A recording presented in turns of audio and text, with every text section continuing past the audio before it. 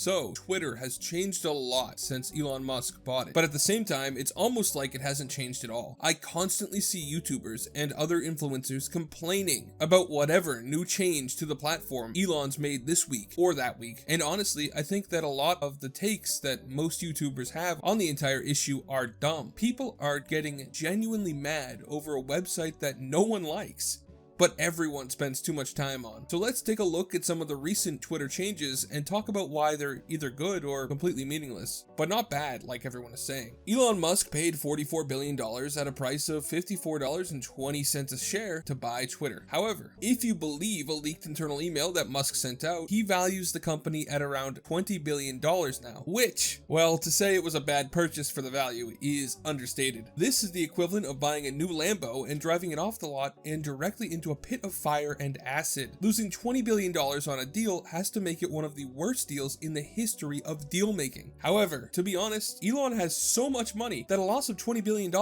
doesn't make any difference to him. Sure, it's a number on a sheet of paper going down, but how does that affect him? It doesn't. There will be no change in his life from losing that much, and to be honest, the same thing applies to the entire $44 billion he spent. When he bought Twitter, well, it was not doing very well financially. The word on the street is that it was losing millions every year and had no real way or plan on how to ever become profitable. Sure, they had advertising and some weird paid features like super follows, but let's be honest, Twitter ads were always complete shit that had nothing to do with you, and no one used the other features. So Elon's first goal is to make the site profitable, which is where we should start talking about the verification system changes he's made recently. That is almost certainly upsetting your favorite creator, and I'll even tell you their dirty little secret. Hey, just jumping in to remind you to subscribe. Thanks. Back to the video. You see, before Elon bought Twitter, getting verified was an arcane process. You basically had to just hope that one day you would wake up and have it if you were notable enough, which is why a lot of influencers, YouTubers, and other content creators struggled to get verified. Now, some of them, really notable people, would have gotten verified randomly, simply because of their notability, but a lot of people, especially small journalists and YouTubers, used a different way to get verified. A corrupt, scammy, and should almost be illegal way. You see, prior to Musk taking over, there was a black market for verification. Basically, some Twitter employees with access to verify people did not verify the people that they were actually supposed to, but instead took bribes in order to verify accounts. I know for a fact that some fairly big creators paid for their check marks to the tune of between $20,000 and $30,000. Yeah, that's right. They spent a car's worth of money on Twitter verification. So maybe now you understand why so many people who were verified under the old system are so desperate to keep it. I mean, didn't you ever see a verified like journalist, crypto person, or YouTuber and wonder how they got verified with little following? This was how. So Elon takes over and he decides that he's going to change up the verification system. Now, the system is not intended to verify that you are notable in some way, but rather to serve as a verification that you're an actual human being. He made it so that anyone with $8 and a few days to wait can get their own checkmark for a monthly subscription. Imagine you paid $30,000 to get a badge that separates you from the plebs, a badge that makes you feel special, proof of your social standing, and whatever else. But now anyone can get it for $8 a month. On top of that, Twitter is getting rid of legacy verifications, so if you did pay that $30,000 to a sketchy dude who worked at Twitter, now you have to pay $8 a month to keep it. Honestly, very funny to me in a play stupid games, win stupid prizes kind of way. Now, some people argue that allowing anyone with a credit card to verify their Twitter account will lead to mass impersonation. I mean, when they first tried to implement the system, it did not go well. A Twitter user imitated the account for Eli Lilly, which is a pharma company. They then tweeted out, "We are excited to announce that insulin is free now," which went viral because people thought that the account was real and that a pharma company was going to give out free insulin, even though it was a fake account. This did not go well for Eli Lilly,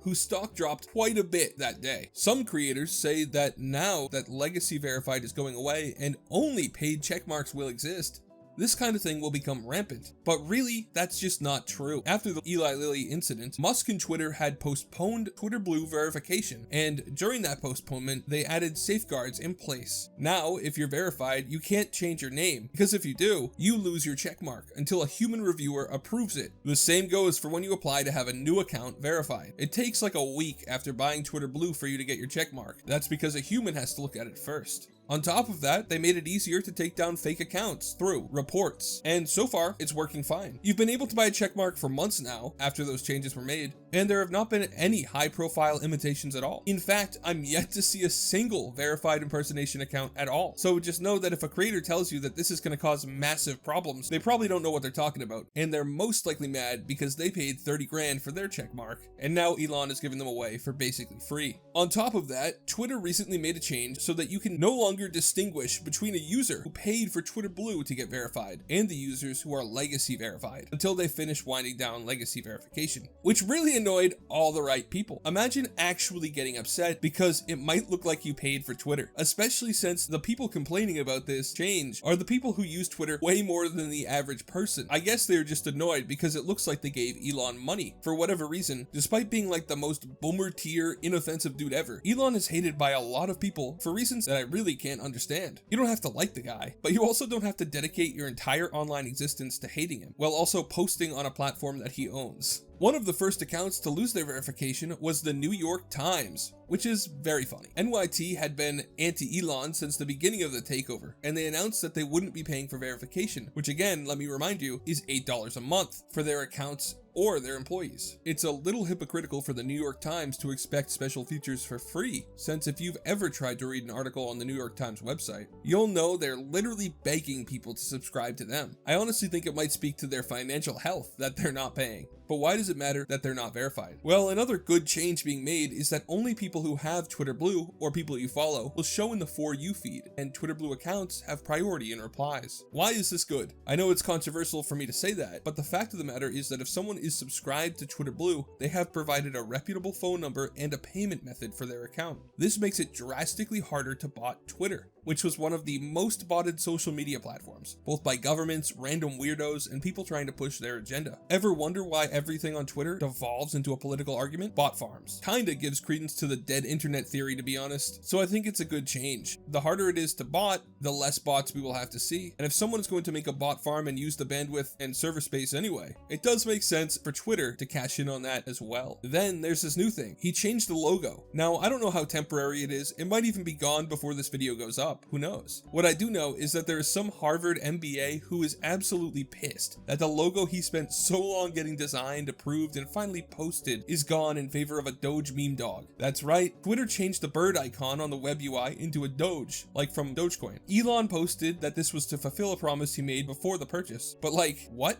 It's just so random. Doesn't actually affect anything at all, and to be honest, I kinda like it. It brings some color into the usually bland page. Also, if you click on it and then enter the Konami code, it flips around. Some people said that it was an April Fool's joke, which made no sense because it wasn't changed until after April Fool's Day, and now everyone assumes that it is temporary. Honestly, I hope that it's permanent because that would be the funniest outcome. It's so jank that it's good. Basically, what I'm trying to say in this video is that a lot of the hate for the recent changes to Twitter is coming from journalists, influencers, and other people who paid tens of thousands of dollars for a few pixels on a website, and now they're wicked mad about it, so they're letting red fill their vision anytime a small change is made. At the end of the day, nothing about it matters. No one really cares at all that much about Twitter, not even Elon probably. To be honest, it's a cesspool filled with people you don't want to talk to, but it's an addictive cesspool, so we keep going back. At the end of the day, Twitter could go down forever tomorrow, and it wouldn't have that big of an effect on your life. Honestly, I think it would be good if it did go down. Some people are very addicted. I don't think it will though. For all the talk about how there's no way Elon can run Twitter after firing most of the employees, it seems to be going fine so far. Honestly, with less employees, they've made more changes to the website than I think they had in years before. It's a more efficient company now, and if there's one thing that I think no one can disagree with about Elon Musk,